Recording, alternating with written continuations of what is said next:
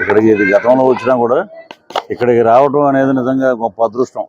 సంకల్పం లేదే మన శ్రీపాద వల్లభ స్వామిని దర్శించుకోలేం. అలాగే అష్టాదశ పీఠాల అమ్మవారిని, పురోహితుగా అమ్మవారిని దర్శించుకున్నాం. నిజంగా చాలా ఆనందంగా ఉంది.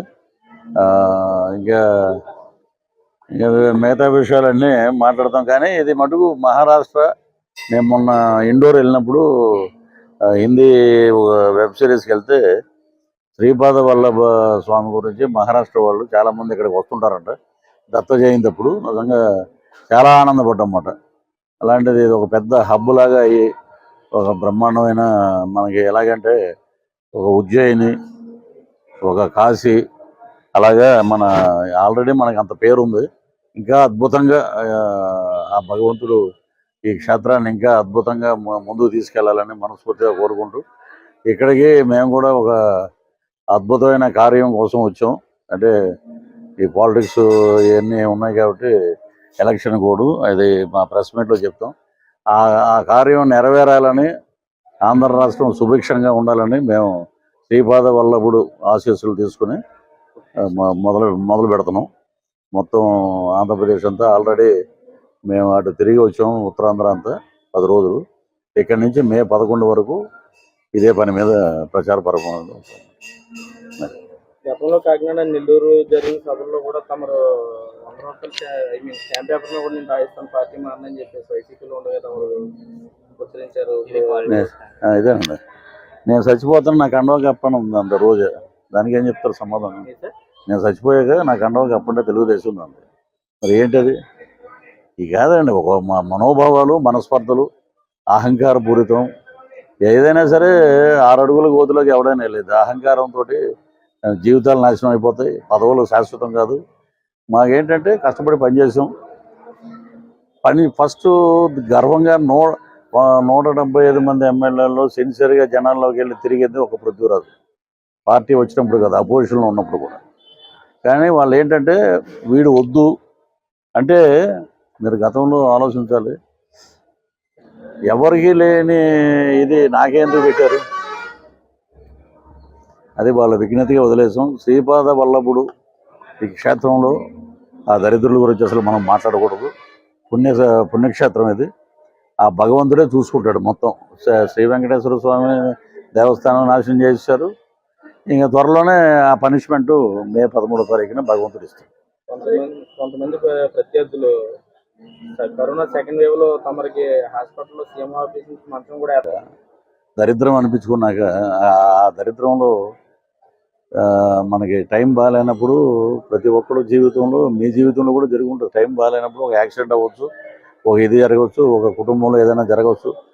టైం బాగాలేదు, వెళ్ళాం, ఇది ఇంత దుర్మార్గుడి దగ్గర మనం ఉండకూడదు అని బయటకు వచ్చాం. కరోనా అప్పుడు నేను అక్కడ పదవిలోనే ఉన్నా, నాకు అసలు బెడ్ లేదు. ఇప్పుడు నువ్వు నా మీద ఎలిగేషన్ వేసావు.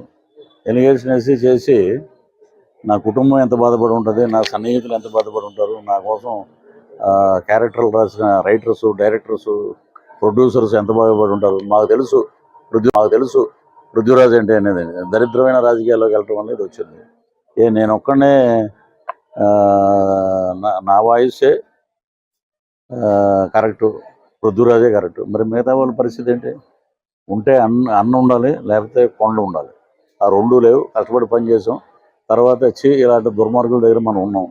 కరోనాలో 50-50 ఛాన్సెస్ ఉన్నాయని చెప్పారు నాకు అప్పుడు. ఆ టైంలో మెగా ఫ్యామిలీ, మెగా కుటుంబం నుంచి నాగబాబు గారు నాకు ఫోన్ చేసి ఇమీడియట్గా నాకు బెడ్ ఇప్పించి దగ్గర బోళం లక్షలు ఖర్చు పెట్టి పునర్జన్మనిచ్చారు వెంకటేశ్వర స్వామికి, అలాగే లక్ష్మీ నరసింహస్వామికి, మెగా ఫ్యామిలీకి. ఇప్పుడు వచ్చిన శ్రీపాద వల్లభ ఆ స్వామి ఆశీస్సులు ఉండబట్టే మళ్ళీ బతికాం. అది ఈ బ్రతుక్కి ఒక సార్థకం ఉంది. కాబట్టి ఎవరో కోసం మనం మైకి పట్టుకోవాల్సిన అవసరం లేదు. మన కుటుంబం కోసం మైకి పట్టుకుందాం, మనకి జన్మనిచ్చిన వాళ్ళ కోసం మైకి పట్టుకుందాం. అందుకే జనసైనికుడిగా నేను దీంట్లోకి వచ్చాను. ఇప్పుడు ఆ దరిద్రం గురించి ప్రెస్ మీట్లో మాట్లాడతాను. వాడు ఒక మనిషి అన్న చెప్పండి, వదిలేయండి. ప్రచారం ఆల్రెడీ మేము 10 రోజులు అయిపోయిందంటే, ఇప్పుడు నిన్న 17 ర్యాలీ జరిగింది. నిన్న సాయంత్రం 6 గంటలకు వచ్చాం మేము. ఆ ర్యాలీలో మన వర్మ గారు, అలాగే గొల్లపూడి ర్యాలీ వర్మ గారు నాగబాబు గారు వారితో పాటు నేను మొత్తం ప్రచారం చేసి వచ్చాం. అద్భుతమైన స్పందన. ప్రజలు ఒకటే అనుకుంటున్నారు, ఎందుకంటే వీళ్ళు ఎన్ని రకాలుగా మాట్లాడడం. నాకు ఒకటే చెప్తానండి, ఇప్పుడు ఇక్కడ పనిచేసే ఎవరైనా సరే, మీరు కానీ నేను కానీ, నాకు నెల అయితే నేను చేసిన శాలరీ నాకు టెన్షన్గా వస్తుందని ఒక నమ్మకం మీరు. నేను మంచి పనులు చేస్తే నాకు మళ్ళీ ఓటేస్తారని. అలాగా మరి రాజశేఖర రెడ్డి గారు వితౌట్ మేనిఫెస్టో అప్పుడు తిరిగి మళ్ళీ రెండోసారి అయ్యాడు ఆయన. వీళ్ళు ఏంటంటే 175 వచ్చేస్తాన్నవాడు నువ్వు అంత స్తబ్దతగా ఉండాలి. నువ్వేమో ప్రతి ఒక్కడి మీద ఎదుపడి ఈ పవన్ కళ్యాణ్ గారు అసెంబ్లీ రాకూడదు, ఏం వస్తే మీకు ఏం చేసి మీ బాగోతాలు బయటపడతాయి. మీరేంటంటే జగన్మోహన్ రెడ్డి లాంటి వాళ్ళు స్ట్రీట్కి ఒకడు ఉంటాడు, పవన్ కళ్యాణ్ లాంటి వాడు స్టేట్కి ఒకడు ఉంటాడు. అది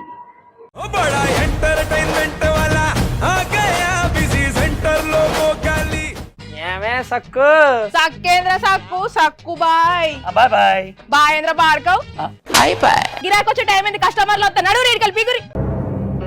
కస్టమర్లు వస్తున్నారు కదా, మాత్రం పొగరు ఉంటది మరి. తగ్గించేద్దాం పొగర్ని. డబ్బులు కట్టేస్తావేంటి కొంప తీసి? లేదు, కస్టమర్లు ఆపేద్దాం. పదా మరి మన బిజినెస్ స్టార్ట్ చేద్దాం.